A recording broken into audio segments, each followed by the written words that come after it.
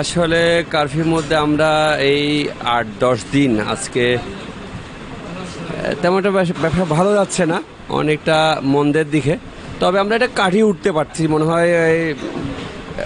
গতকালকে থেকে মোটামুটি ওটা আমরা ওভারকাম করতে পারতেছি।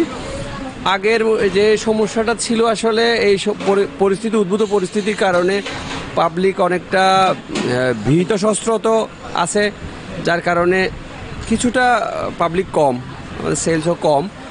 আশা করছি এই ২-১ দিনের মধ্যে এটা আমরা ফিরে আসবে। মোটামুটি একটা স্বস্তিকর অবস্থা যদি বিরাজ করে তাহলে ব্যবসাটা ভালো হবে, ওই পথে আছে আর কি। আপাতত চলতেছে কোনো রকম, আছি এই অবস্থা, তেমন একটা ভালো না। তবে আশা করছি এই ২-১ দিনের মধ্যে ভালো দেখে আমরা যাব। মানে আপনারা কি আশা করছেন এই সপ্তাহে পরিস্থিতি একেবারে স্বাভাবিক হয়ে যে স্বাভাবিক অবস্থায় ফিরতে পারবেন?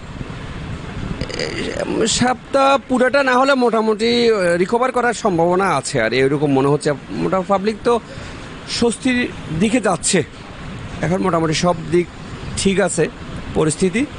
তো বাদবাকি এটা সরকারের উপর ডিপেন্ড করতেছে আমরা কিভাবে স্বস্তিতে থাকতে পারি। সরকার চেষ্টা করছে, আমরাও সরকারকে সহযোগিতা করতেছি। বাদবাকি আল্লাহর মর্জি যেভাবে হয়, পরিস্থিতি যদি শান্তর দিকে হয়েই যাচ্ছে, মোটামুটি আশা করি এই সপ্তাহ ভালো হয়ে যাবে, ফিরে আসবে, আবার নতুন ব্যবসার চাঙ্গা হয়ে উঠবে, সেরকম আশা করতেছি। এখন তো হচ্ছে নির্দিষ্ট সময়ের মধ্যে আপনাদের দোকান খোলা?